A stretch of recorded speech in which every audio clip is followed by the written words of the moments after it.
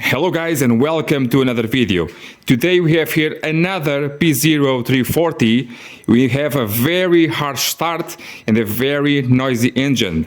Remember the Alfa GT? Well, we have the same issues. Well, we have the same symptoms. I have here the P0340. I have here some glow plug. I have my DPF starting to clog up. That is normal because if you do not have a good combustion, a good efficiency of the engine, the DPF can be bad, okay? And also we have here a swirl. Well, that P2009, it is for the swirl. Maybe it is stuck. That is not important for today's video, okay? So we are here concerned about the customer's complaint. It is a very difficult start and a very noisy engine and low power, okay? So before the low power, we have to see what is about the timing. You already saw me here doing a lot of timing jobs, okay, on this channel. If you are not aware of that, down on the description will be links for that. I will see how it is, and if it is bad, I'll show it to you, okay? So after that, let's see here. How about that? Let's see here after that how it is. Oh, this is the plastic one, okay? So the swirl, it is internal, okay? So that has to come off if the customer wants to do that, okay? See the timing over there and go from there, okay? So take a listen here to the sound of the engine.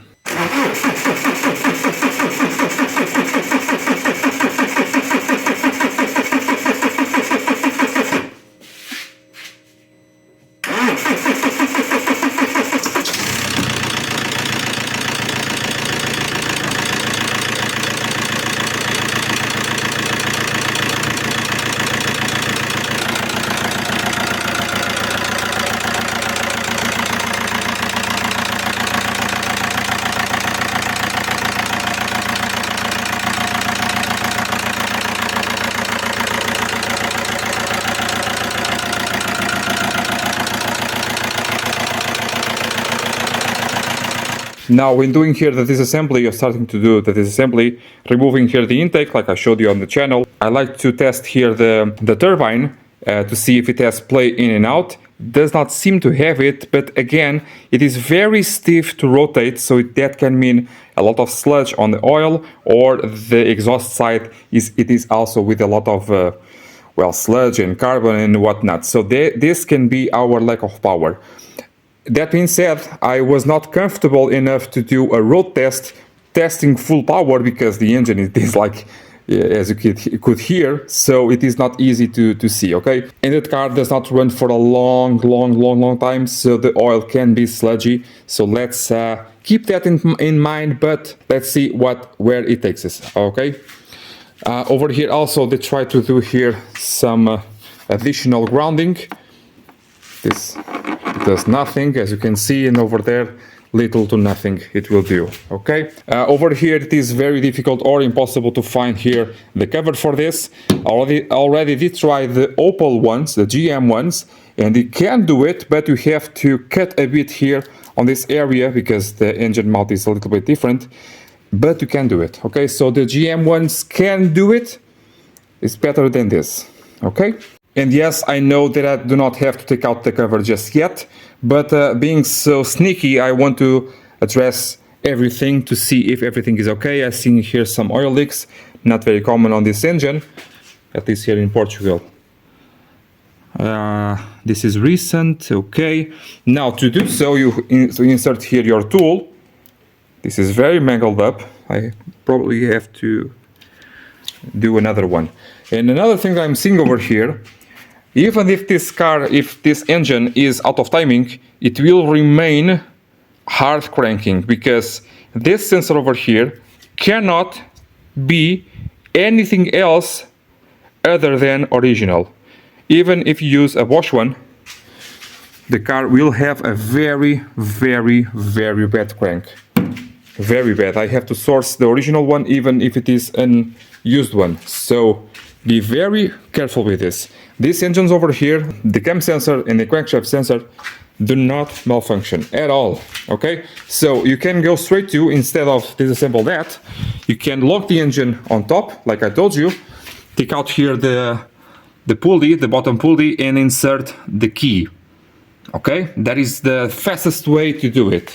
Okay, but dealing here with so many questionable decisions in the past, I want to see everything. But for sure you can do this quicker, for sure.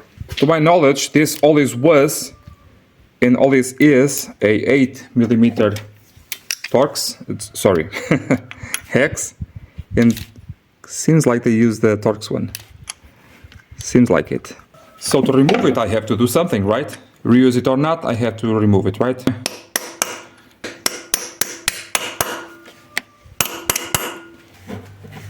Oh! If you need this, go to EPR or EPR, identify it, and buy it, okay? Really have to put a new one. This is really bad.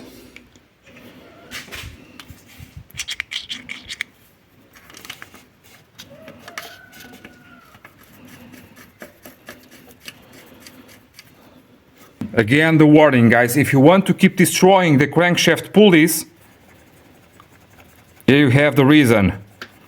This pulley over here of the alternator is not freewheeling to one side, it has to freewheel.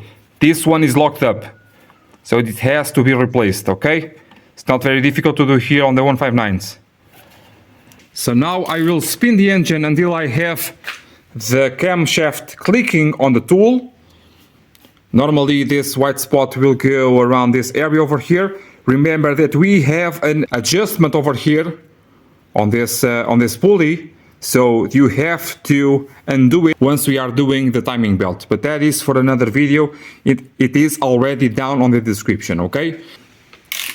At this stage I do not want to know how it is on the bottom side, I just want to spin.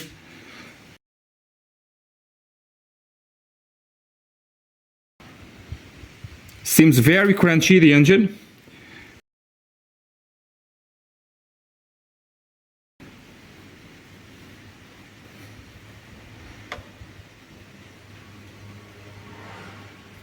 Once it clicks, you stop.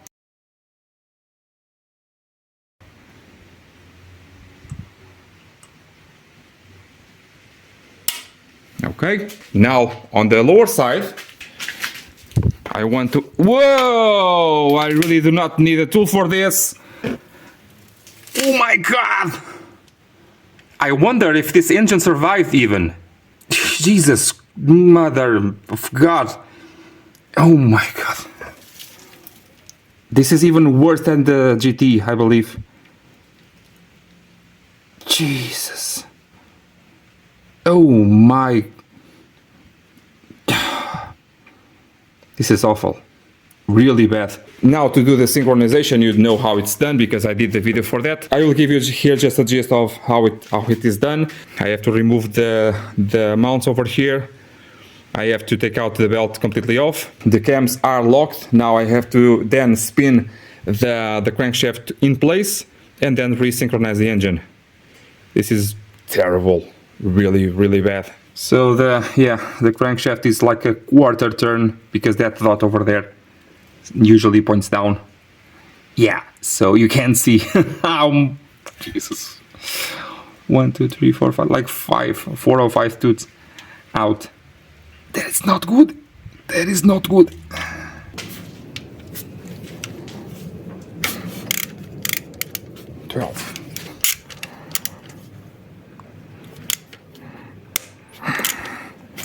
Only 25 newton-meters here. In this case is a bolt. Normally it is a nut and stud. Take this off. Take the belt off. Also remember to check if the synchronization between both cams, this is a 16 valve engine, okay, between both cams is good. I already showed you how to check for that, okay. So let's see down there on the crankshaft, just for curiosity sake, how many tooths did it went off. Now I do not do markings like you know. Okay, and just like the 164, I want to know how many toots it went out of timing.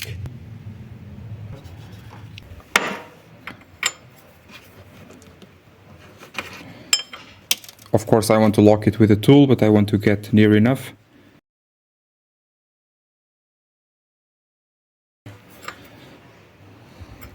I want to say a little bit more.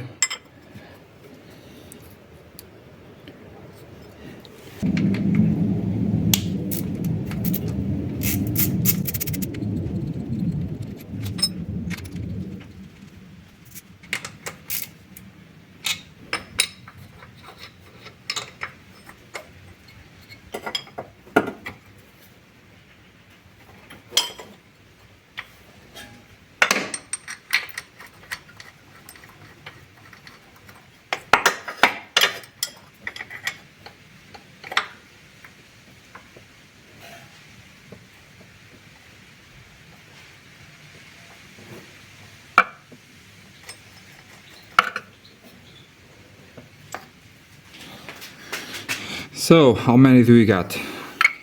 How many? So this is the original one.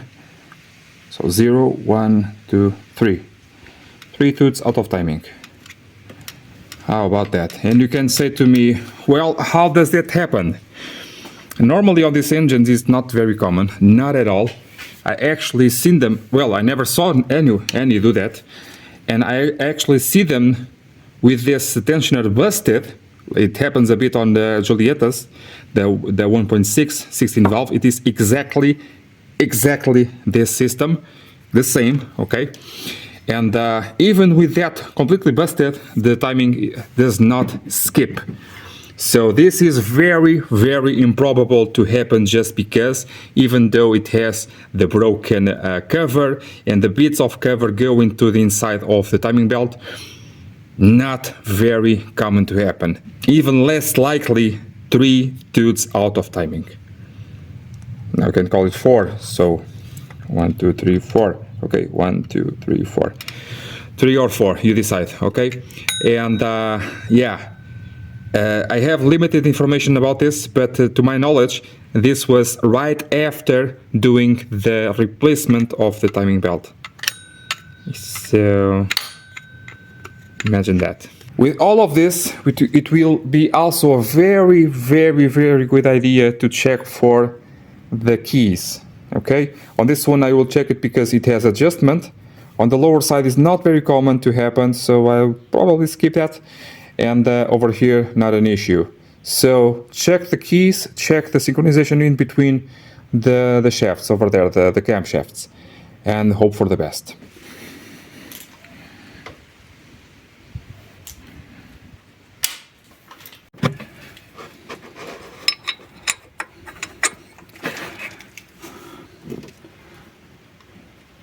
Okay, now it's timed properly. Let's get it running and see what's what. I